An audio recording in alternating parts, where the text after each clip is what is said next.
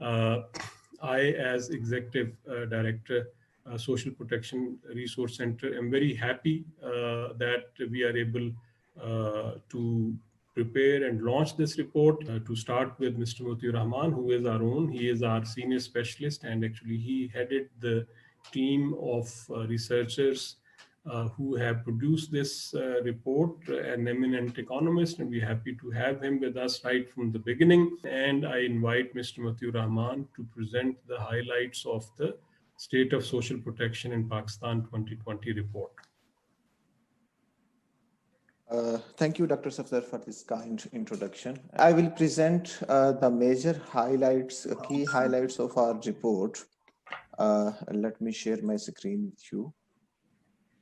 So the idea of this report is to create the fresh knowledge on the on-ground realities about the social protection in Pakistan.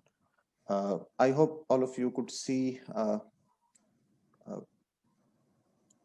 the screen which I'm sharing. The main content of this report, those are, we have tried to discuss the theoretical framework for social protection. This means we have tried to understand the different definitions prevailing about social protection globally, and what we think as an SPRC, as a think tank, what believes is the suitable definition for a social protection scenario in Pakistan. So that's why we have given a full chapter on this about the approaches, the origin, and the definition of social protection. Then we have discussed the social protection scenario in Pakistan, in which the current prevailing situation has been discussed. And in the section 3, we have tried to map the social protection need in Pakistan. This is the section where we have developed a social protection index of Pakistan, and we have calculated the district level, a sub-national district level ranking of districts based on their social protection need. I will explain further in the next session. And in the final section, we have studied the response of global response and the response of government of Pakistan towards this pandemic COVID-19, and what should be an ideal or optimal response from any government that should be there, particularly in case of Pakistan. So these 4 are the broader sections of this report, which we have, we are happy to share with you here.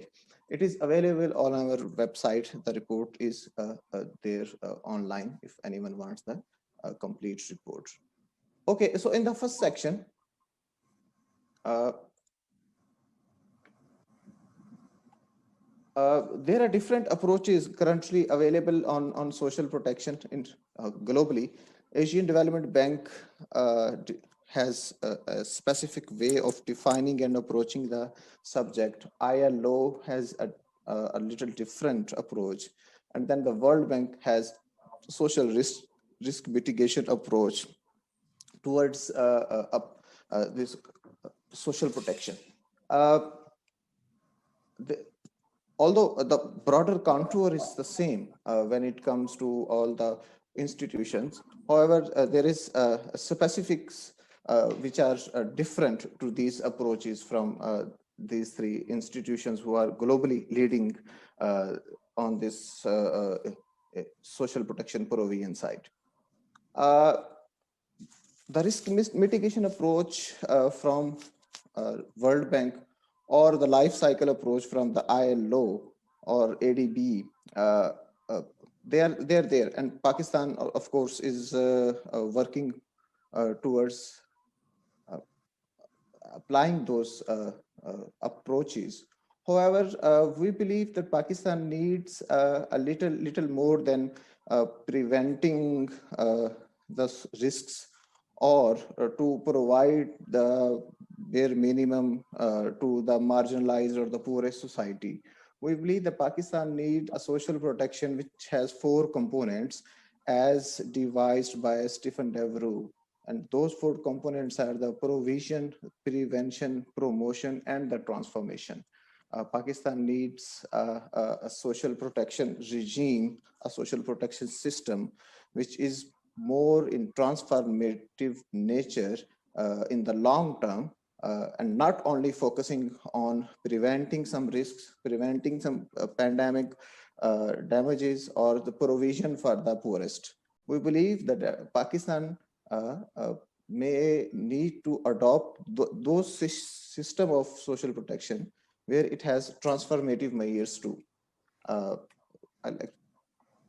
In the section 2, we have discussed, before discussing the scenario of social protection, actual scenario, we have briefly described the social protection institutions which are at federal and provincial level available in Pakistan.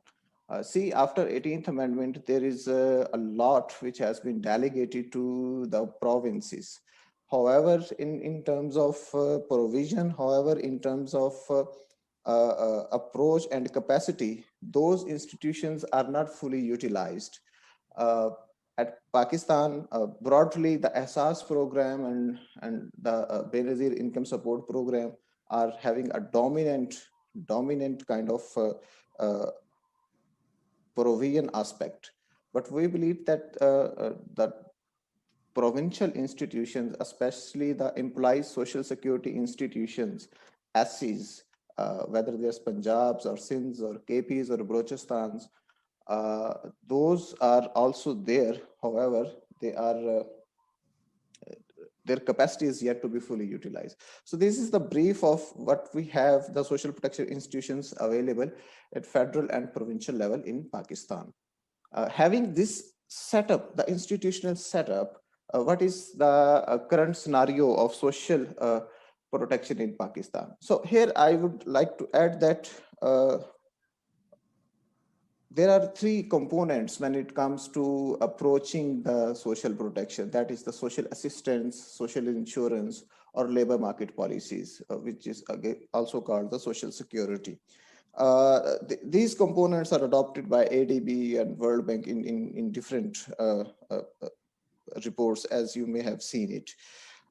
So when it comes to social assistance, Pakistan has a very large program, as you know, the BASP and the SPRC, for the marginalized and the poorest. Still, if you see the table, that Pakistan has MPI score and the incidence of poverty in Pakistan. So Balochistan has 71% multi-dimensionally poor people, highest among all the four provinces. And Punjab has the lowest, that is 31%. And wealth quintiles, this is the poverty profile which we have for Pakistan as of right now. It's based on the mixed data and multiple indicator cluster survey data that we have. So these people need the social assistance in Pakistan. When it comes to the social insurance, Pakistan has 60 million employed labor force as suggested by Labor Force Survey of Pakistan. Out of this 60 million labor force, 38% is in agriculture sector and 37 million is, which is 62% is non-agriculture sector. Labor Force Survey has devised and defined it in terms of formal and informal labor, and Pakistan has roughly 10 million labor force which is in this formal sector.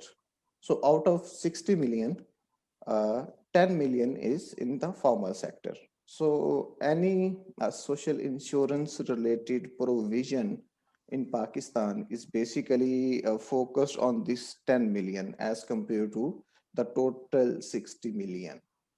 So that is where we find that Pakistan needs to expand the coverage of social insurance schemes towards the other non-agriculture and agriculture's left out labor in Pakistan. So there's a huge gap. For example,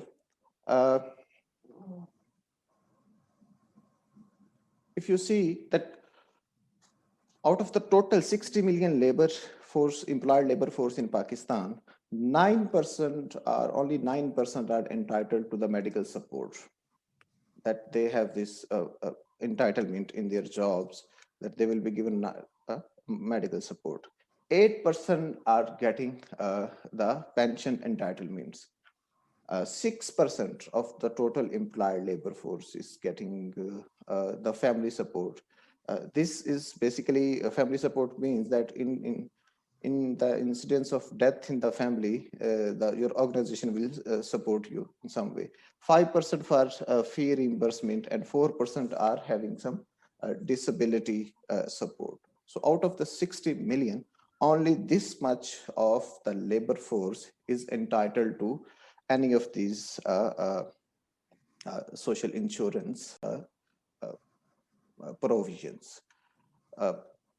And if we see that from the total employed formal sector labor force, out of the 10 million, if we try to understand this, out of that 10 million, that digit becomes 52% is getting the medical support, 42% is getting the old age pension.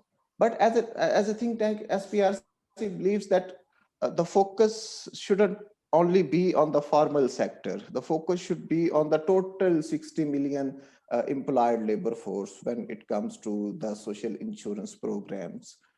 That is what we need. So there is a huge gap which needs to be filled, and which is that to formalize the labor which is in the informal sector. That is one policy gap we believe that needs to be filled. After the social insurance programs, this chart shows social insurance at province level. So the lighter green is the public sector labor force, and the darker green is the private sector labor force. So old age pension, if you see, 89% of the employed labor force in KP is receiving old age pension, whereas only 14% in the private sector employed labor force is receiving any old age pension. Same is true for, you can see family support, fee reimbursement. It clearly shows that the employed labor force in Pakistan in private sector, they are even far worse when it comes to the provision of social insurance instruments, whether that's pension benefit or the fee reimbursement, disability benefit, medical insurance, anything. So this is the current scenario of social insurance schemes and their provision in Pakistan to the labor force.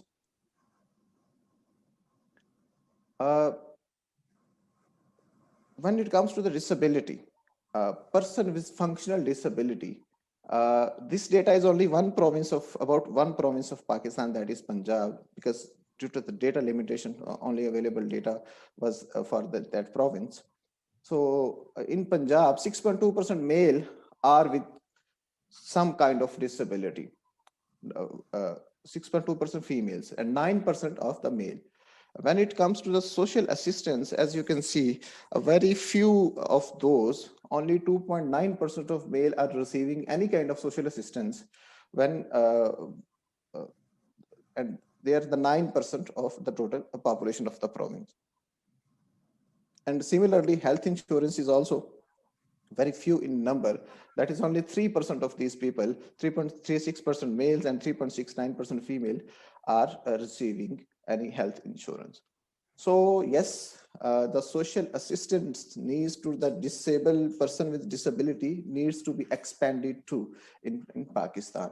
And data limitation, I'll talk later on the data limitation side too. But for now, this is the current data, which mixed multiple indicators cluster survey data, which is showing the realities of disability status in Pakistan.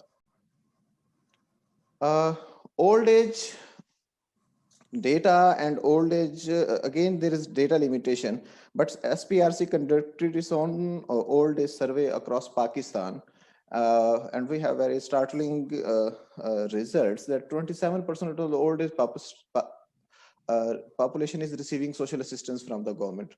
The rest, 73% are not receiving any. BISP scheme, there are 71% of the older people who are receiving any kind of BISP support from the government. 29% are receiving from zakat and 𝘧𝑒𝑟. And the statistics show that 70% of the older people did not receive any financial assistance from the government. So again, there is a huge gap for the provision of social assistance to the marginalized, especially the older and the disabled. When it comes to the labor market policies, Pakistan has a few challenges which needs to be addressed conceptually and at the policy level too. That is the labor laws and the trade unions related laws. The issue of child labor, we have mapped the districts across Pakistan in our report, which shows the child labor incidence is quite high in Pakistan. It is all given in the total report. Minimum wage law, collective bargaining, female labor force participation again is very low in Pakistan. Digital labor, the labor which is connected to the gig economy, online platforms, they need social protection. So far, they have no social protection of any kind from the government. See, Germany and a few other, one or two, I don't remember this name, but Germany and one or two other European countries have made this law. I believe Dr. Stephen would explain it better. About the protection of their digital labor. So Pakistan also needs to go to that path where it has to protect its fast growing digital labor, which is connected with online platforms and the gig economy. Labor market policies post 18th Amendment. This issue, I think, in the first session of the SDC on the first day, it was also discussed that now we have federal institutions like SAS and BISP, EOBI, Baitul-Mal, and then we have the provincial institutions like the SEs and Women Development Departments, zakat and 𝘧𝑒𝑟, and the mix of who is to provide what is yet to be cleared in Pakistan.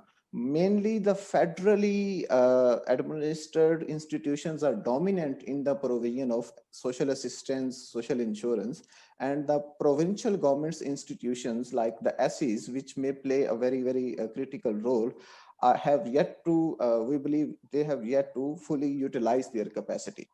Now, this table, which is given on the right side, it is made by the Pakistan Workers Federation, the largest trade union of Pakistan. Right now, Pakistan has a minimum wage of Pak rupees 17,500. 17,500. This table is calculated by the trade union, the largest trade union of Pakistan, and they believe that right now the minimum wage should be 68,000 rupees. Currently, the minimum wage law gives it to 17,500. And this is their calculation, which they have presented. So what the labor thinks and what we have as a policy, again, there is that debate and there is a policy gap which needs to be addressed. So this is a scenario of labor market policies and a few issues and challenges which we are yet facing as economy and that need to be addressed for a better social protection provision. So this is what we have covered in section 2 of our report. Section 3, as I told earlier, maps and ranks the social protection need at district level. You see, social protection index as developed by ADB, which ranks the countries. If we study the methodology of that index and ADB's index, there they have clearly given that although we are ranking the country on their total poverty and expenditure, social protection expenditure basis, if we could do it on the basis of the household micro data, that would be a better approach. It's all given in the detailed methodology of ADB's social protection index. Now, so what we have tried to do here is that we took these need variables of social protection. And we took the data of, for example, for social insurance, we took the data of implied labor force in agriculture, industry. All the data is at district level. So in Pakistan, there is a federal level, then province, and then division, and then the administrative level of district. So we have taken the district level data of all these 21 variables. And these are variables are from social insurance, labor market policies, and social assistance. So we took the data of all these variables, and this is the formula which we adopted. It's pretty simple. The formula is pretty simple for indexing, as you may have seen. So at the same formula of so many other indexes. First, we normalize the score, and then we summarize the index components for social assistance, for social insurance, social security, and then we give them the equal weight. Although we have also a reservation on providing the equal weight to each component, whether it's social assistance or social insurance, because in Pakistan, more weightage is given to social assistance programs. So I don't know, it is again up to the eminent scholars to guide us whether we should provide equal weight to all the components, or should there be a weightage comparison. But for now, we have provided the equal weight of 0.334 to each component. And based on this, we made a ranking of the districts, which shows the social protection need of each district. So according to the ranking, this is the map. The red shows the highest need, whereas the more green shows the comparatively less need of social protection in the country. So as you can see, the districts on southern part, the most districts of Sindh and some of South Punjabs and a few at the top in KP requires, they have in the red, which means they require more social protection as compared to the green and more green areas in Punjab and a few in KP. The white shows that there was no data, we couldn't find any data on the districts. And there is one other issue I would like to discuss about this map, and that is of the Balochistan, that there is a serious data limitation when it comes to the province of Balochistan. Number one, 7 or 8 variables, we couldn't find data for those. Number two, the data which is available, it is at division level as compared to the district level. For other provinces, we may have the data for district level, but for this one, this province, we couldn't find district level data. So we have ranked it. So for Balochistan, perhaps a better data availability is required if we want to fully understand the social protection need. So this is our result about the social protection need of the country. When we plot these districts with the multidimensional poverty, this is what we find, that there is a positive correlation between the social protection need and the multidimensional poverty, so as it can be seen from the chart. When it comes to the pandemic, in the section 4, we have studied the optimal response to COVID. As we all know, ILO has been struggling and it's working hard to provide the assistance to the countries when it comes to the social provision, particularly due to the COVID-19. So these are the data from the ILO website, as you all know this. Pakistan has provided a huge package in terms of relief for COVID-19, in terms of response, and this package is quite inclusive. And as you can see, emergency cash transfers, relief to daily wage workers, construction sector, fuel prices relief, industry sector package. There is a lot which the government of Pakistan, it's about more than 1 trillion rupees package was provided by the government when it comes to COVID.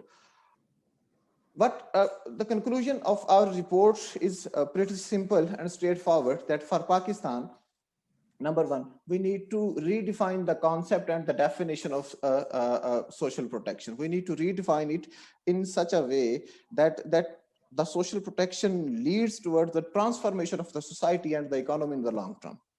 Not only the provision and the prevention of the shocks which occurred from time to time, it should be transformative one.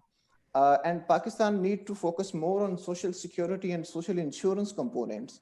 And social assistance is for marginalized one society, segments of the society, no doubt, but Pakistan has to focus more on the social insurance and social security schemes. And the social protection need of Pakistan is not uniform, as the map shows. So a federal one program for all country might not be a very good scenario for Pakistan. We need to decentralize the social protection instruments and the provision. And we need to enhance the role of provincial institutions as the PESIs, SESI, Implied Social Security Institution. So these are 4 main findings of our report, 6 main findings, which I have shared with you. I thank you very much, and I apologize if I have taken more time. And now I would give back the mic to Dr. Safdar, please. Thank you.